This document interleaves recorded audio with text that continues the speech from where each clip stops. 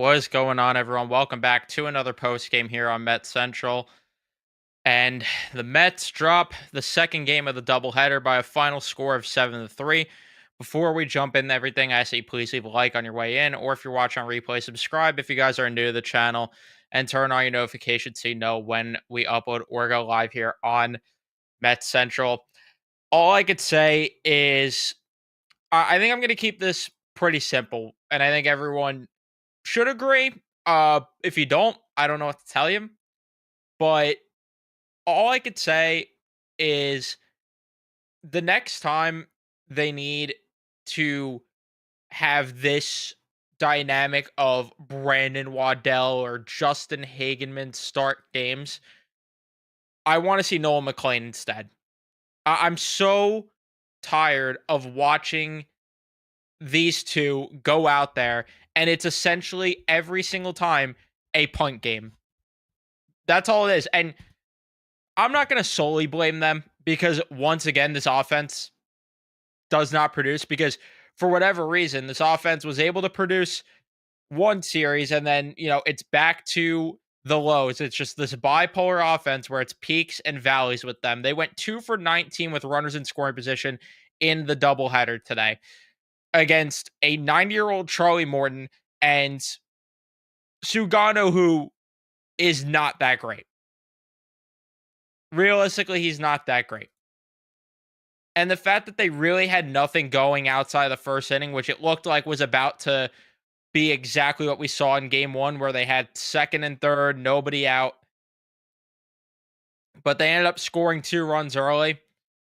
They ended up tying it with Brett Beatty getting that single. And that was pretty much all she wrote. Because 1, 2, 3 until the ninth inning, pretty much. Well, there was the inning after they got men on base as well. But the top of the ninth, they had 2 guys on, but you have Uriashi's make an unreal grab over there on the foul line. Terren strikes out, and the game ended there. But they have to have either a new starting pitcher on the staff via a trade the next time that they're going to the Waddells of the world or uh the Hagemans of the world, or we need to see Noah McLean because I can't stand watching this over and over again. And the thing that's also annoying is, you know what? Even though I'm not happy with those two, it was still a 2-run ball game. And when it's a 2-run ball game and you didn't use your best relievers in the first game, and even more so, forget about not only just not using your best relievers in the first game. The Orioles used Felix Bautista in the first game. You would think that being down by 2 runs or even going into the bottom of the 5th inning, you would think there'd be urgency to try and maybe win the baseball game, right? Because I heard this interview on Foul Territory from Mendoza where he's talking about, yeah, we just got to focus on the game at hand today. You can't think about tomorrow. Well, that didn't really back up what we saw today because one, the managerial decisions in game one, and two, in the bottom of the 5th inning, once 2 guys get on, or at the very worst, when Kauser gets that single, wouldn't you want to keep it a 1-run game and maybe put in a guy like Brazabon there to go an inning and 2/3 just to get a couple of outs there, or to go an inning and a third, whatever it would have been at that point? Wouldn't you rather do that and try to keep the team or try to keep the game at bay? But instead, it's the Richard Loveladies of the world. It's the Rico Garcias of the world. It's the Justin Hagenmans going out there and we have to watch him throw crap. That's what we have to watch instead. Instead of just going to the better relievers that they saved specifically for this game, I would presume. Because if you weren't, why did you not just use a guy like Reed Garrett earlier? Or why didn't you maybe put Diaz in to get out of the jam earlier? I don't know. It was too early for Diaz probably because it was also the bottom part of the order. So I'm not going to sit here and say that. But why would you not use your better relievers here to keep it at either a 1 or a 2-run ball game when the Orioles used their best reliever earlier? But you know what? It wouldn't have mattered because this offense just showed no fight at all, which is pretty much status quo for how this season has gone. Because Vientos has a good day, has a good first game, and then follows it up with an 0 for 4, 2 strikeout day. You get nothing from Soto and Alonso. I mean, you got 2 walks from Soto, but you just didn't get enough against that against one of the worst pitching staffs in baseball. Like we broke down going into the series, the pitching staff ERA for the Orioles, and now they have one of the worst starting pitching staffs in all Major League Baseball, and you let them do that to you. Come on. I just don't understand why though. If you're essentially punting these type of games anyway, what does it matter if you call up McLean? Why? At worst, he's the same as what we're getting, and at best, he's better than what we're getting. To me, that just makes no sense to me at all. Still, especially with the way that he's playing down AAA. I mean, this team was not afraid to call up Blade Tidwell, so don't give me the fact that they're oh, well, they need to preserve the way McLean is, and they need to, protect their prospects, make sure he doesn't get stunned. Blake Tidwell is younger, and Noah McLean was drafted out of college. Why not just give him a chance in the big leagues?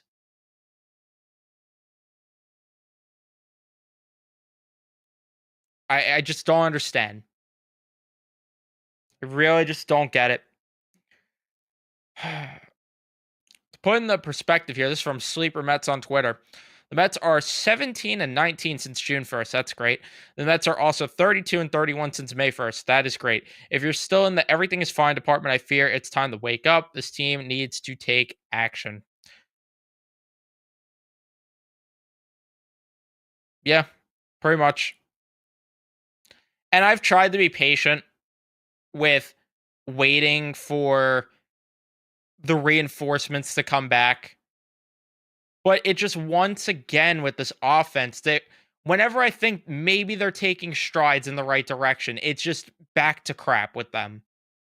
Because between that Brewer series and the Yankee series, game 1 of this series, even though they didn't hit off of Brandon Young but they got to the bullpen, I was like, okay, at least they're showing me something with this offense right now to maybe point to, okay, we're swinging in a positive direction here. And maybe they're starting to find their rhythm and perform like the offense they are being paid to be.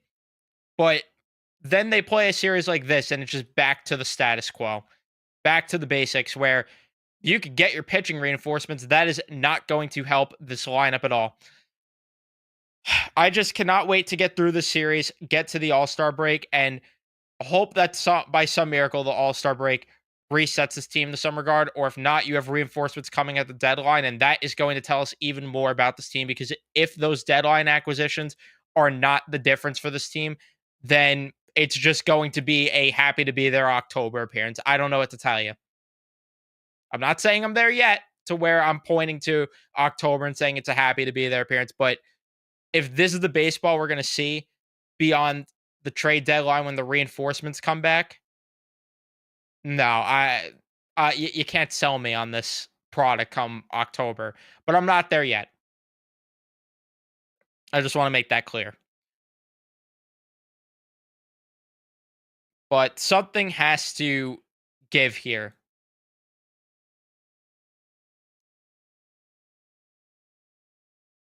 because this offense, it just, I don't understand how they're getting paid this much money to hit or not hit rather, but perform this poorly rather versus that pitching staff.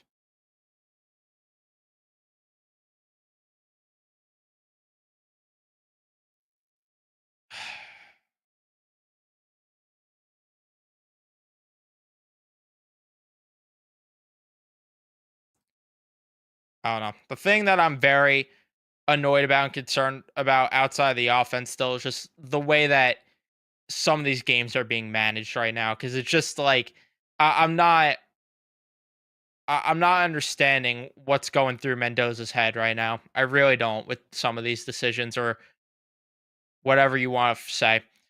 I just don't understand how in a 1-2 run ball game you don't want to use your better relievers that you rested for the second game and try to win a baseball game today. Are you saving them for tomorrow? Is there any guarantee you're going to be in a spot to win tomorrow? I don't know.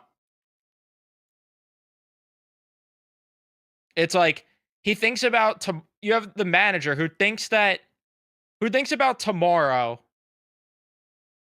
in the wrong situations, but when it is time to think about tomorrow, he doesn't. And here's my example of that. The Yankee series, which I continue to go back to how annoyed I was that they used Edwin Diaz when they were up by as many runs as they were. They're up by 6 runs and they went to Edwin Diaz in that game. It's like in that scenario, he's not thinking about the next game. But today, when there's still a chance to win the baseball game and you need to make a certain decision, you're down by 1 run, you need to put in one of your better relievers. It's like, yeah, no, now we have to think about tomorrow's game. I don't get it at all. Am I crazy? Am I in the wrong? You guys could tell me if I'm overreacting, over analyzing, if I'm wrong, right? You guys tell me about that because I don't know. Maybe I am overthinking it. Maybe I am overanalyzing, and I can admit that, but I don't know. I don't think I am.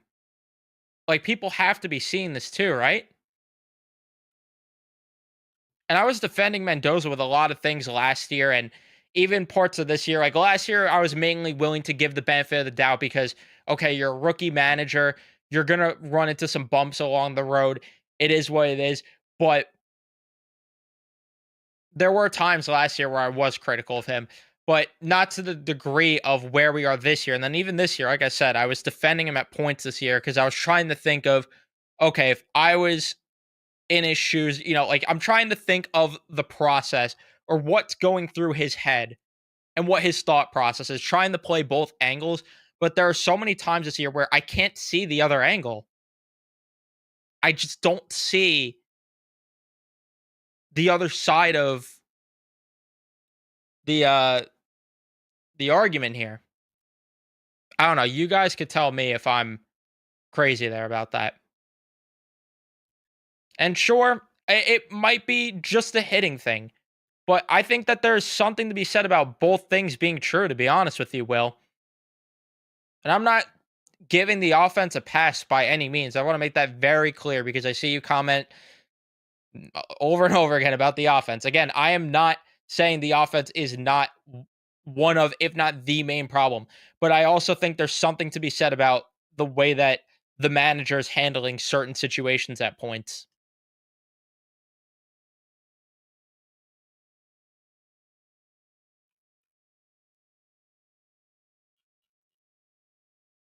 That's just my opinion. I mean, Robert's saying Mendoza's a moron. A lot of decisions lately that are leaning towards that statement being accurate, to be honest with you. And yeah, I mean, I'm not disagreeing with the fact that it takes stress off. I'm not disagreeing with this either. I'm not. But at the same time, again, that's one of the many other problems this team has right now.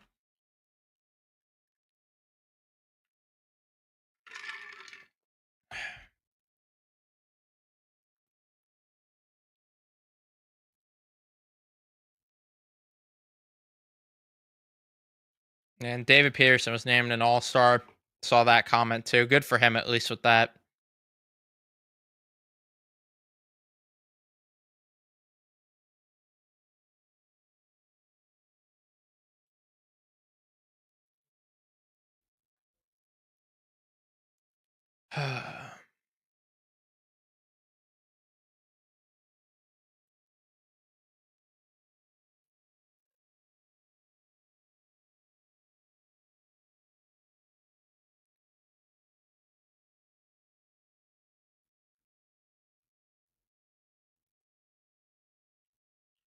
Sorry, just looking through Twitter right now to see if there's any like post game quotes of no, not really anything on that regard. Sorry for the silence there.